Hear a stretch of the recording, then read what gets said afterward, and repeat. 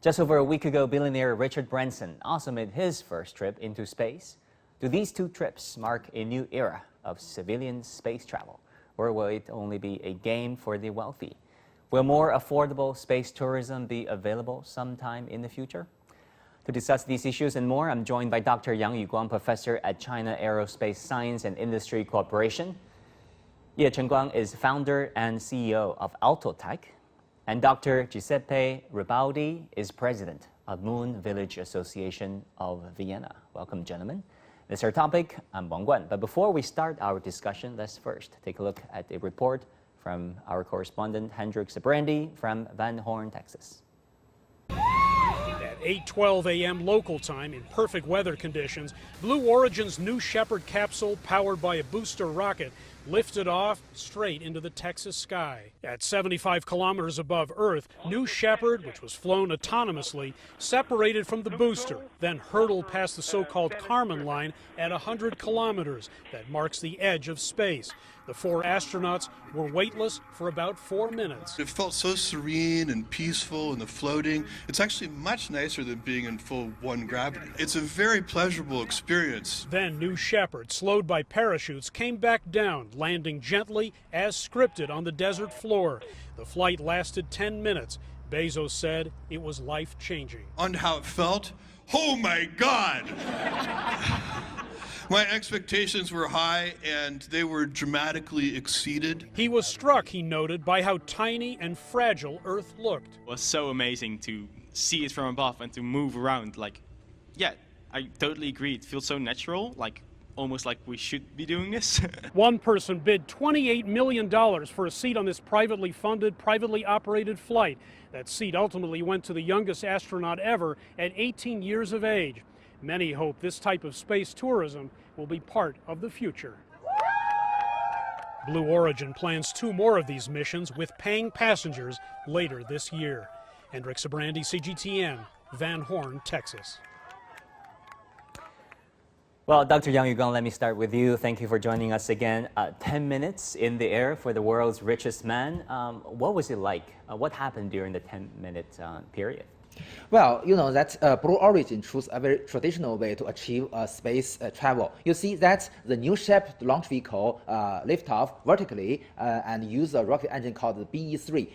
It's a very high performance engine, use liquid hydrogen and liquid oxygen as a propellant. So the product is only water, so it's completely environmental friendly. And after lift off, the acceleration will last for about 2.5 minutes. After that, it will shut down the engine, and the vehicle will go upward with its speed, and then the passengers will experience the 0G and feeling that they are floating inside the cabin. So after the 2.5 minutes, they're experiencing zero gravity?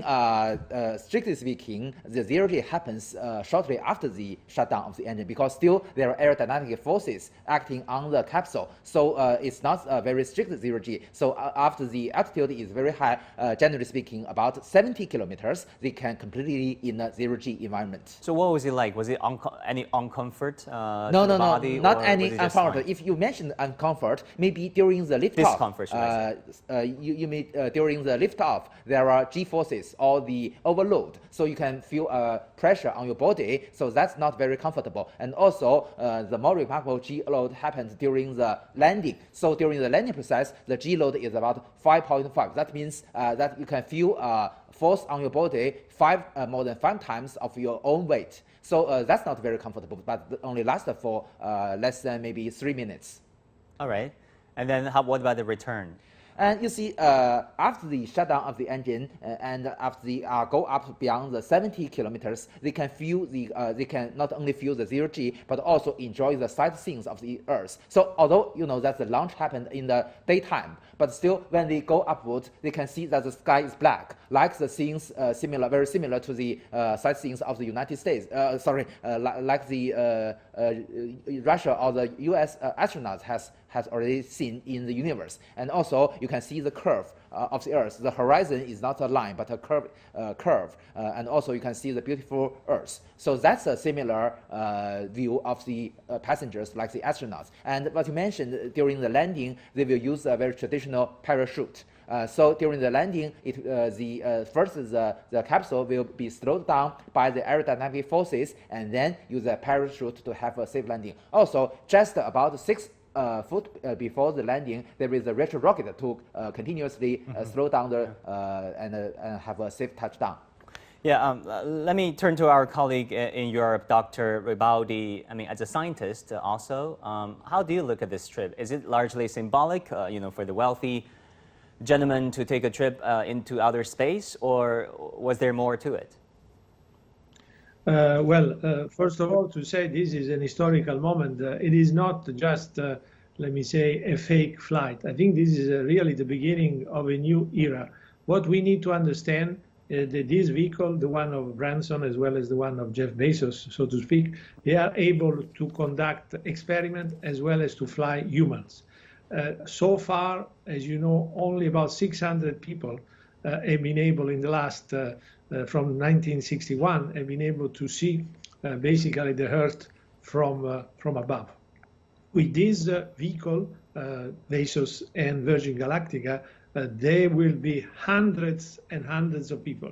This will change completely the way even the politician will be able to deal with the issue on Earth. At least this is the expectation. So this is not really a toy for billionaires. This is a tool for humanity to get closer and closer to the space environment that is our future.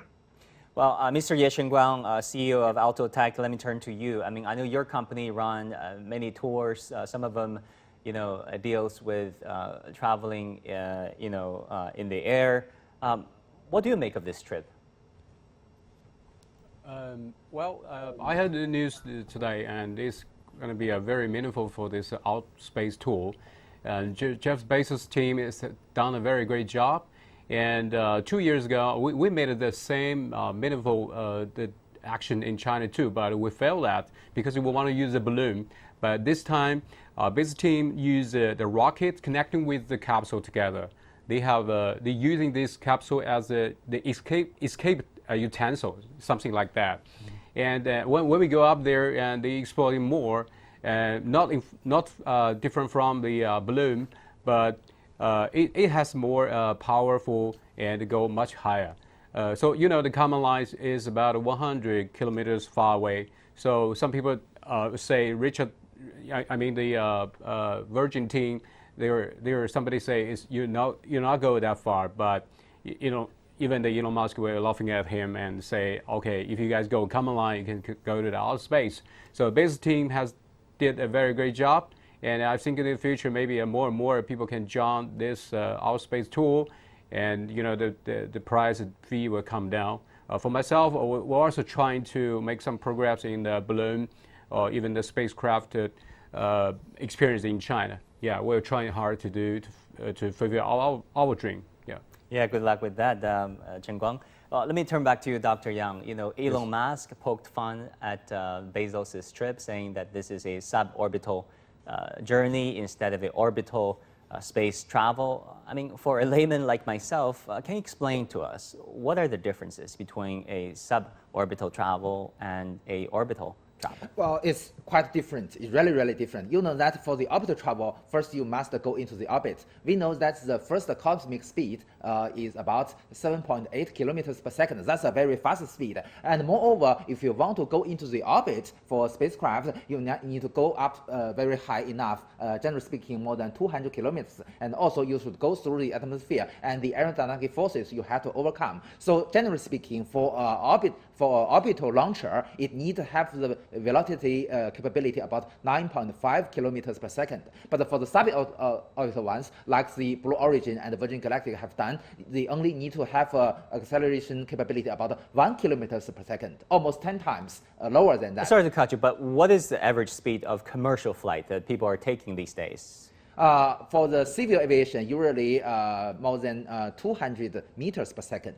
So the suborbital is like 5 times almost speed 4 to 5 times the commercial faster. flight they're working. So the more important is that this can only be achieved by rocket engines, not the engines used by the airplanes. And also, you see that go into the orbit, every launch vehicle needs the propellants, several hundred tons of propellants, and that's only about 1% of its cost of the rocket itself. And also, the spaceship is much more expensive, even more expensive than the rocket. So today, the orbital travel for the tourism, the price is more than tens of $millions, you see, and is at least 100 times more expensive than the suborbital travel. So as Giuseppe, Dr. Ribaudy has said, that the suborbital travel make a chance for we regular people to have the chance to visit outer space. Yeah, we'll talk about commercialization later on, but Dr. Ribaudy, how do you look at this,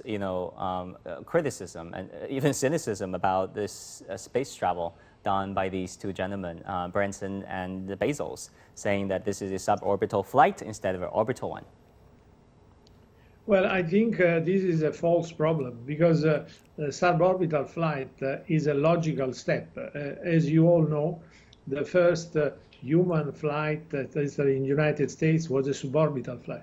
So you need to go first suborbital in order to gain the experience for orbital. So I think there is no competition between orbital flight and suborbital flight. They are two different, as has been explained from my colleague earlier, are two different ways of actually reaching a certain attitude and getting a certain performance. So these two gentlemen have opened up the commercial aspect of suborbital flight.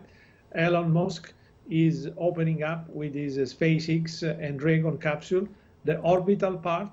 So they are pretty much complementary. And let us not forget that for Jeff Bezos, he is planning an incremental development. Beside the New Shepard, there is under development New Glenn, which is an incremental step. So in a nutshell, this criticism is, let's say, not founded. They are opening new market and therefore making people closer to space and building up, as I said before, the basically migration of people towards outside Earth. Mr. Ye Chengguang, let me turn to you. How big do you think these travels are for the commercialization or potential commercialization of space travel? I mean, because Dr. Ribaudy just said this is, good for future space industry. Yeah, no doubt it has very huge market in the whole world. When we do some if you do a normal flight, that's okay. If you do like a civilian flight, it's okay. But if you go higher, you got more pressure problem, you got a physical problem, you got maybe psychology problems. Normally we use we use the astronaut to make this duty happen. But now, Blue, Virgin, even some other company, Elon Musk company, were doing it for the civilian, the passengers. So I think the future we have a very huge, great markets, but still have some risks. Just like what I said, the person, this time, Jeff Bezos has choose his the oldest maybe 82 years old, the youngest will be 18 years old. So he want to make the wide range of the age. So for normal person can go there. But also what I want to say is not a normal person can make these things happen, because if you have some disease problems, heart disease, everything, if that happen, if you cannot endure the 5.5 G overweight, so you're gonna have some problem in the outer space, even in over the common line. So that's not like the normal flight. So I think there'll be a lot of risky for these things happen around the world. But some people will try that, and these millionaires or billionaires make that happen. I will see the future, but we need some time. Yeah, well, we'll see how it progresses. Dr. Yang, is space travel tougher for certain demographics, like different sexes, different age groups, and people with different body types, like those with higher body fat versus lower body fat? Well, Mr. Ye has already mentioned about this. You see that for the even for the suborbital travels, so you need that you can at least you should able to afford the overload or the G load about 5.5.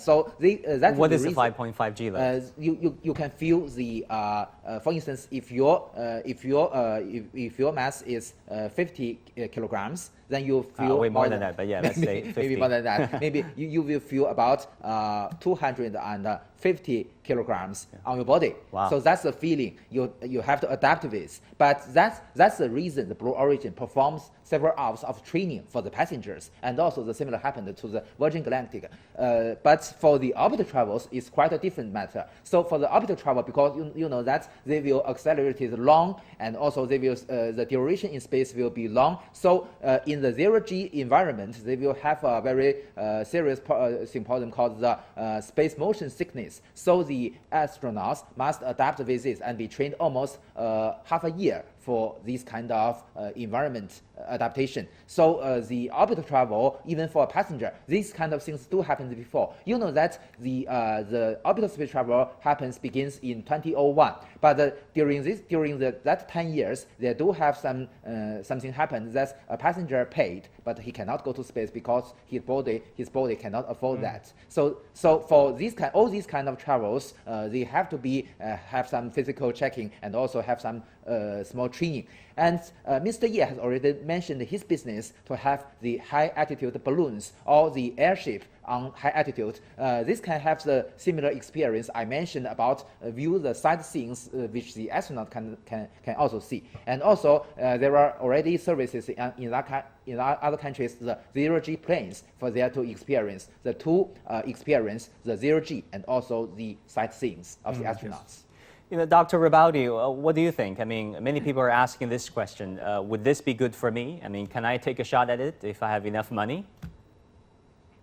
Well, I think our colleague has already explained that this kind of trip is not for everyone. It's not like a normal airline flight. I mean, airline flight is the safest and more, let's say, benign environment.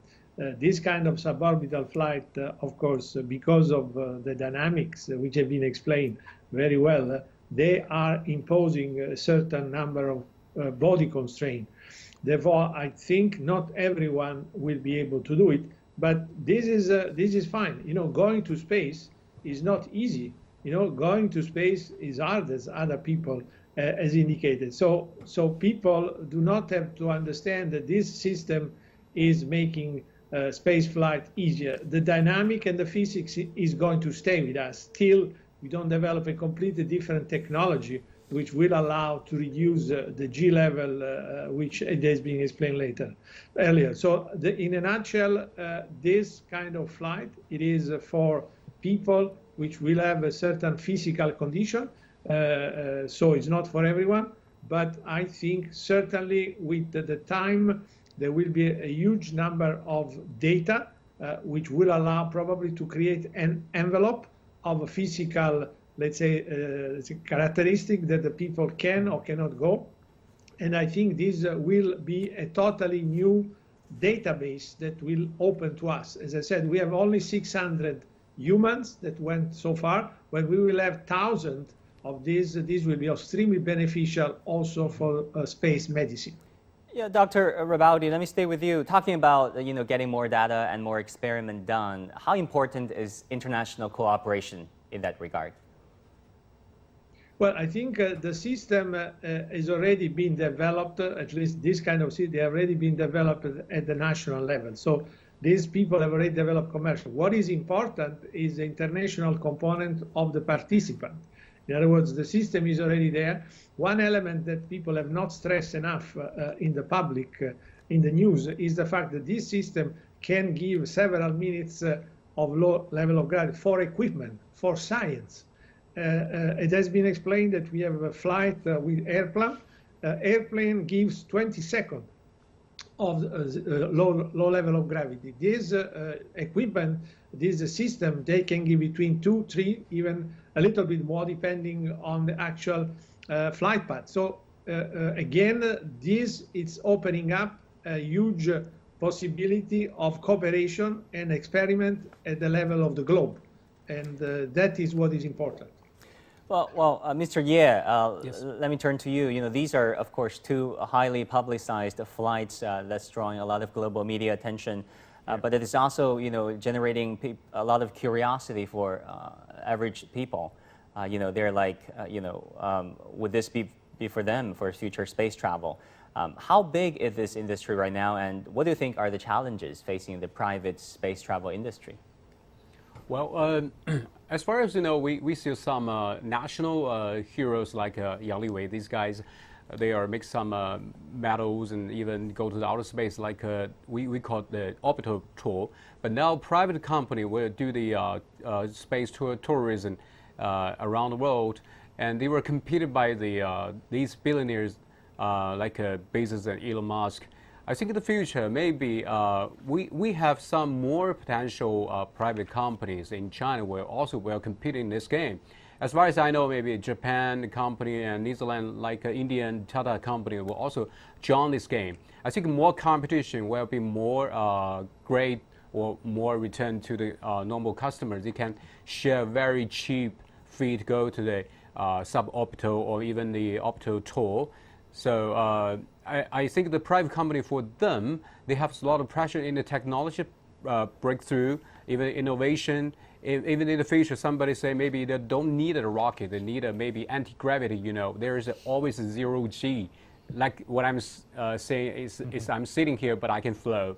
So maybe in the future, we don't need the boosters to use the liquid oxygen mixture power, or even use magnetic bilateral, some other new technology. I think in the future, the private company will do a lot of innovation in technology, and then more people can share these benefits, and the more competition in this game, more investors, more challenge will be happen in a private company competition with the tycoons. But in the end, the normal civilians will share the benefits. Yes.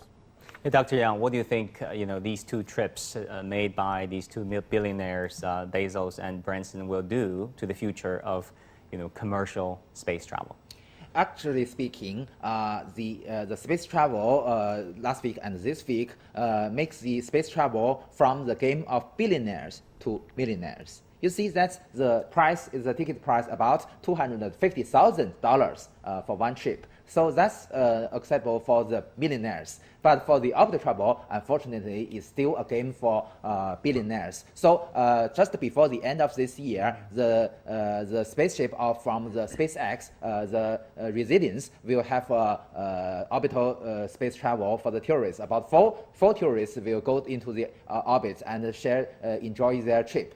So today, because that as other of our guests has mentioned, if it can be completely commercialized in the future, it can bring innovation to this field, and also the commercial competition can greatly reduce the cost for this kind of trips. So if the trip can reduce the price to 10 times as today, so it will bring a chance for the regular people, for we don't have so much income to have this kind of jump. Because that although the proportion of those who wants to go to outer space, either those among the billionaires or millionaires, the proportion is very low.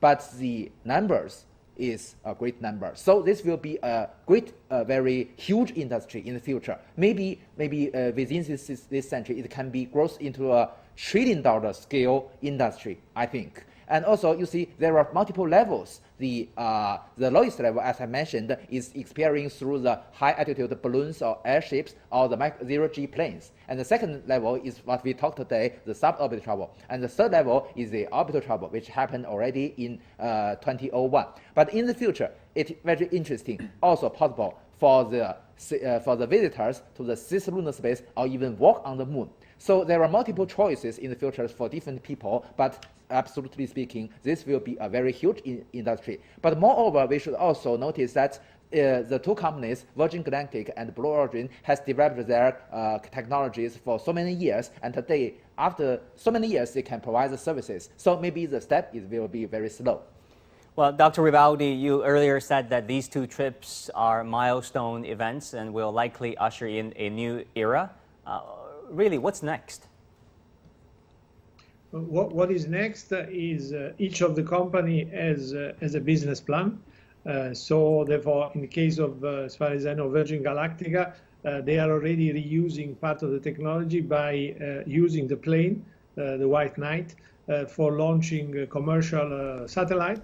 So they have a line which has been, let's say, a spin-off from this development. And so they will be using technology for that, and they will increase the number of people by reducing the cost. As far as Jeff Bezos' Blue Origin has been created with a goal to bring humanity forward outside Earth.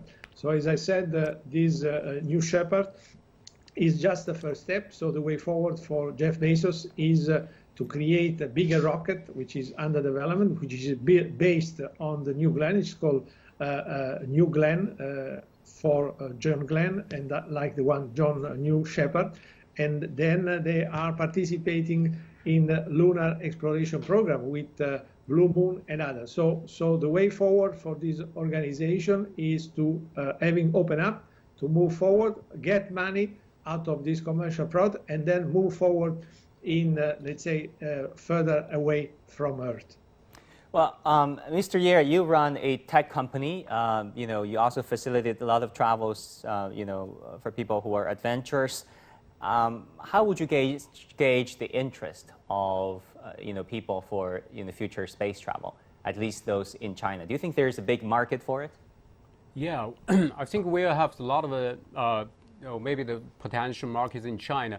For example, I have learned the skydive, and I have do the halo, the high altitude and the low opening. It was like this is a spaceship also, and you jump from the airplane, and it's very scary. But this industry was very booming in a Western country and the United States. But now you see in China, in 2 years, these 2 years, a lot of skydivers in China now, even well, thanks to the coronavirus, right? People were consuming in China. Comparing to these things, I think in the future, maybe more young people like born even after the 2000, they have a very, very freedom idea, and they have a spirit to exploring and innovation. They are not fear, like when we are older, we admire them. They are trying new things. They want to do skydive, want to do a wingsuit.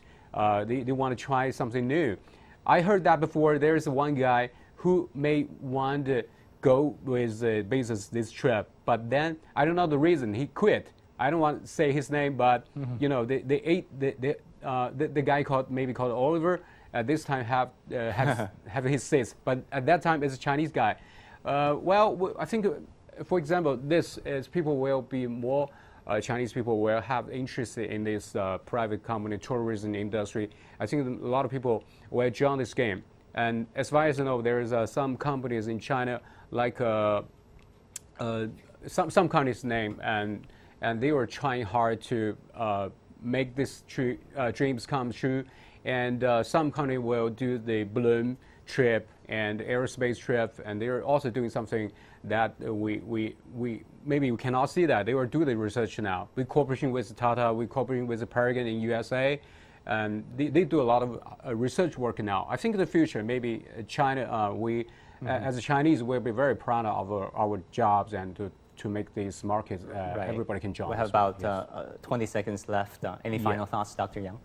Well, I think in the future, you see already the Virgin Galactic sold 600 tickets, not because they do not have more passengers, but because they cannot have so many spacecraft. So I think there will be a booming in this industry. All right, that's a very brief and insightful answer. Thank you very much, Dr. Yang Yuguang and Dr. Giuseppe Ribaldi and Mr. Ye Chengguang. Thank you both. Thank you also very much.